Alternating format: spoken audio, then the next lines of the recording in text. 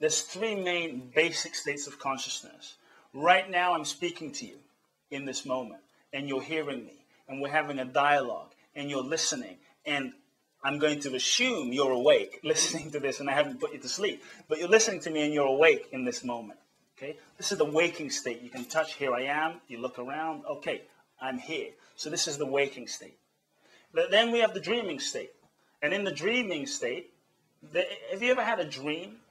And in the dream, I'm just going to make this up, so stick with me, but in the dream, perhaps you're getting chased by a dog, and the dog is running after you, and you're afraid of the dog because no one wants to get bitten by a dog, so you're running, and the dog bites you, and you have a cut on your leg, and it's bleeding.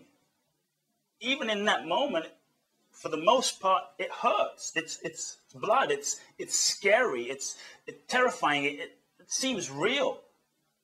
Most of the time, you're not in the dream going, "Ah, I'm in a dream. This dog is not real. I'm going to wake up any moment. So dog, come ahead, bite my leg. Go ahead, because I'm going to wake up." Most of the time, in the dream, we see the dog. It looks real, and we run. And there's the dreaming.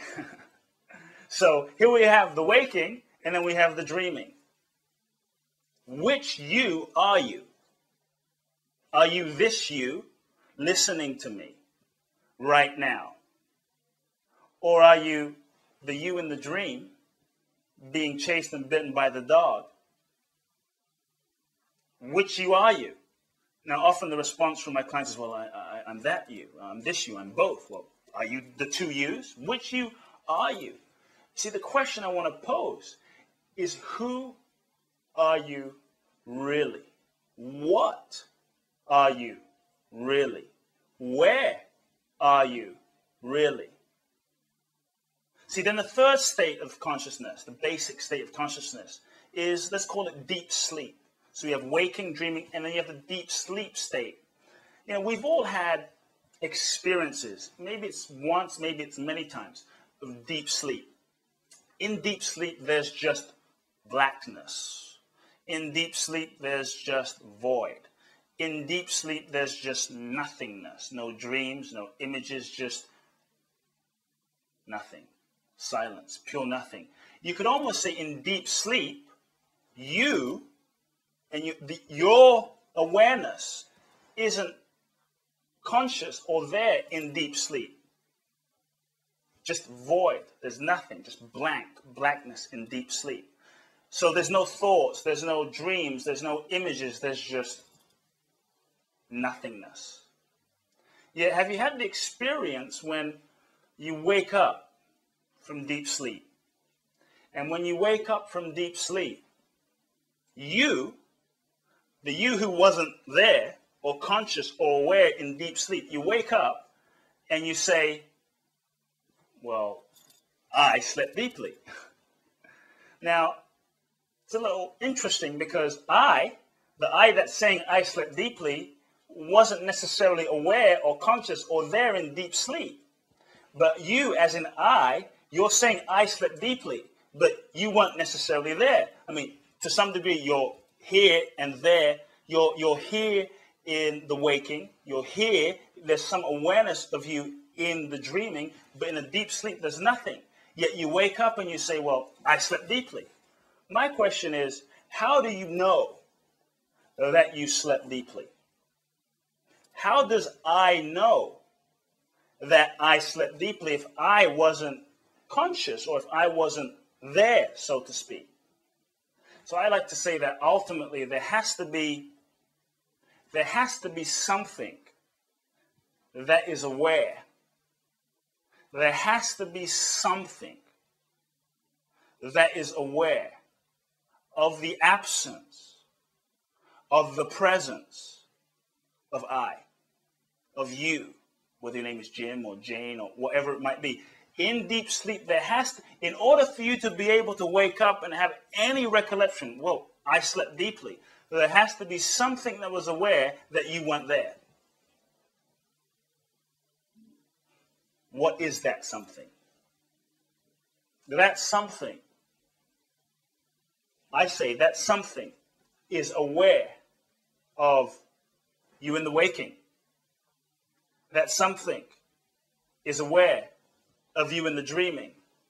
And that same something is aware of know you in the deep sleep.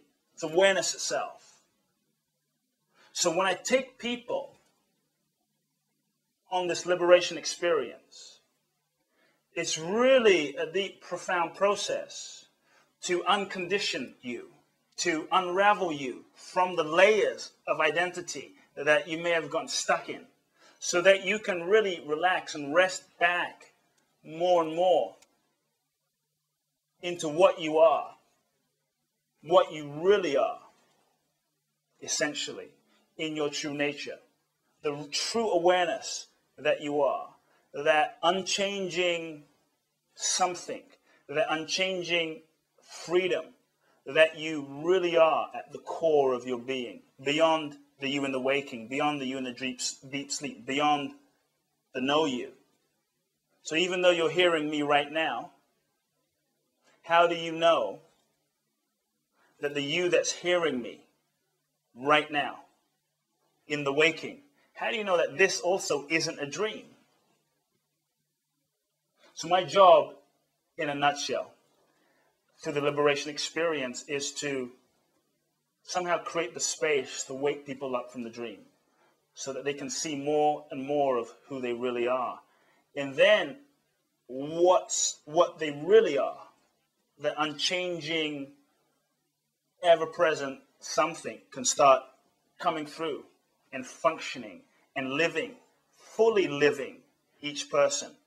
And I found that when people surrender to that, when an individual or a leader surrenders to what is living, to what is functioning, to what is living life, then it's as though we plug into a whole nother stream.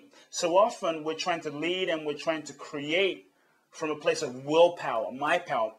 The willpower is really the power of the ego, the power of the identity. And we're often creating from the level of our mind.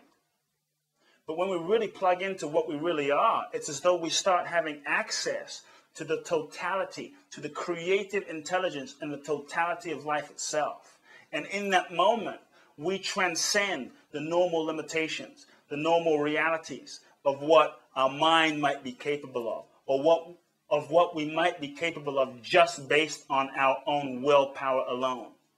And I say that's the realm where magic happens. That's the realm where we are used. That's the realm where Mother Teresa and Martin Luther King and Gandhi and Nelson Mandela and great people that have really facilitated transformation and influenced cultures have ended up living and functioning and coming from.